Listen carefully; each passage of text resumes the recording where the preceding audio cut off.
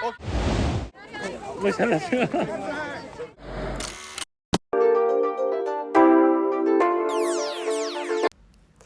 guys, welcome back to my channel once again. Mayambu amuka hanna taramna okchari.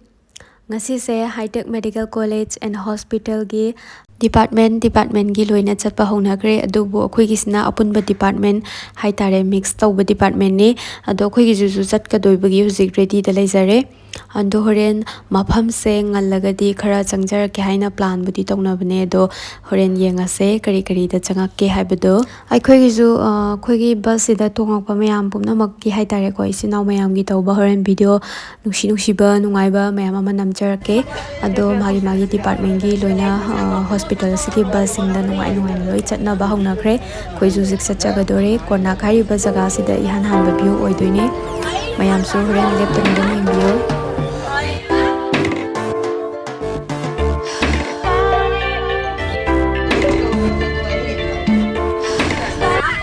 mayam adudi khoi zik thawba hore ko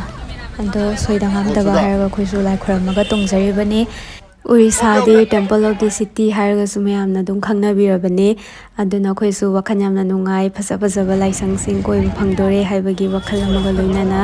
Konak ki area yaksanjarakle foreigner khar su uba phangi mafam sida voice record इसमें voice चलता है क्या हाँ ठीक है welcome okay welcome ये तो good product है ना गुड प्रोडक्ट है टाइगर का khoi hoje Konak Temple dagi haitare akhoi gi tripod macha ama leire mayam mi ju khuchil lamane aduga yamna ju chille ado ishwar gi mafam amanung tanna de khoi changjara aroige khoi gi haiba ishwar se khoram ge haitaragadi ayuk nganna dagi horaga khoi gi vegetarian ngata charaga lakadabane na smaina hansingna tamme ado khoi kaino tawde picnic oina lakpanina khoi gi sport se mafam khara chachagadaba leibana maram oiraga khoi manungdi changjara aroige magi akoi bhai tare Konak Temple ki akoi base khara namjaraklage mi se suki matik chille Sunday oibanina mayam akhoi huzik the Sun Temple habidi numit ki temple harga khangnaba Konak Temple sida leijare hairiba temple ase khoi gi historical ga mari leinana 13th century da build tawgiba dugumlaba ningthau palingai gi Konak Sun Temple haibaduni hairiba mafam ase khoi gi Hindu singi haitare Hindu gi oiba ishwar gi khubam ama oibana maram oiduna Hindu gi dharma chatpa laining laisonda lupchaba kayana khurumba laknaribani mayam aduga akhoi gi entry fee for Konak Temple gi oitaragadi khoi gi ticket entry price se below khoi gi 15 years of akhoi angang macha gi oitaragadi adum free oire ko ticket se aduga khoi gi Indian citizen gina rupees 40 dagi hore aduga foreigner singini rupees 600 ko hariba mafam sida lai khuramba lakpa singi moigi theme se haidi karigi damaktano hairagadi ishorje khuramorba matungda imung se yamna masek manga naida imung oi hai Number 10 sa kabilang production. Action! Please!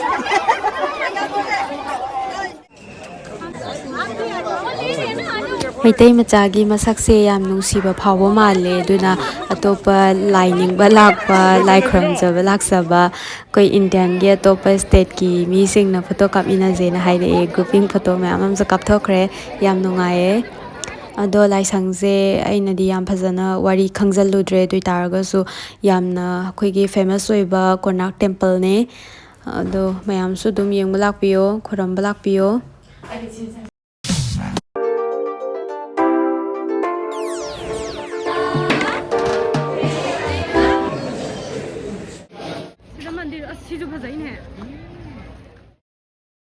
mayam mathangi anishuba sport mafam sina Puri beach ta tare ado beach ki singkhara sana ba dune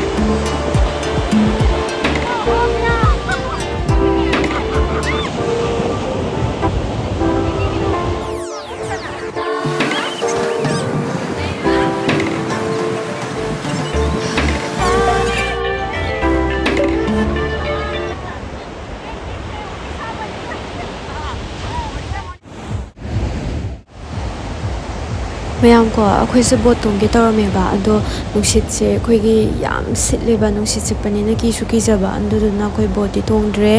ꯃꯊꯪ ꯆꯠꯂꯛꯄ ꯃꯇꯝꯗ ꯈꯔ ꯅꯨꯡꯉꯥꯏꯕ weather ꯌꯦꯡꯉꯒ boat ꯇꯣꯡꯖꯔꯛꯀꯦ ꯑꯗꯒꯤ ꯑꯩꯗꯤ ꯍꯥꯏꯔꯤꯕ beach ꯃꯐꯝꯁꯤꯕꯨ ꯆꯠꯂꯗꯤ ꯑꯗꯨꯝ ꯍꯥꯏꯗꯤ ꯂꯪꯉꯣꯏꯗ ꯇꯧꯔꯒ ꯃꯤꯡ ꯊꯥꯕꯁꯦ ꯑꯩꯈꯣꯏꯒꯤ ꯍꯩꯅꯕꯤꯅꯦꯕ ꯑꯩꯒꯤ ꯊꯥꯗꯣꯛꯄ ꯌꯥꯗ꯭ꯔꯕ ꯍꯩꯅꯕꯤ ꯑꯃ ꯑꯣꯏꯔꯦ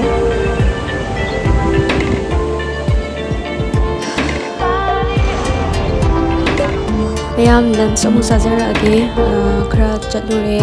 ꯑꯗꯨꯅ ꯑꯃꯨꯛ ꯆꯥꯕꯒꯤ ꯊꯧꯔꯝꯁꯦ ꯑꯗꯨꯝ ꯆꯤꯊꯕ ꯌꯥꯕ ꯅꯠꯇꯦꯗꯣ ꯑꯗꯨꯗꯨꯅ ꯑꯃꯨꯛ ꯆꯥꯖꯔꯛꯑꯒꯦ ꯈꯔ ꯑꯃꯅ ꯃꯇꯟ ꯆꯥꯅꯔꯦ ꯈꯔ ꯑꯃꯅ ꯆꯤꯛꯀꯟ ꯆꯥꯅꯔꯦ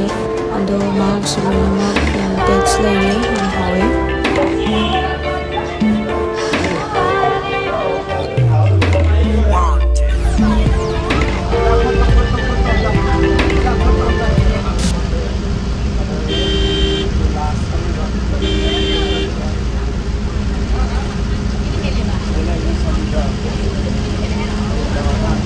ꯋꯤꯟꯇꯔꯒꯤ ꯃꯇꯝ ꯑꯣꯏꯕꯅ ꯃꯔꯝ ꯑꯣꯏꯗꯨꯅ ꯃꯇꯝꯁꯦ ꯑꯁꯨꯝ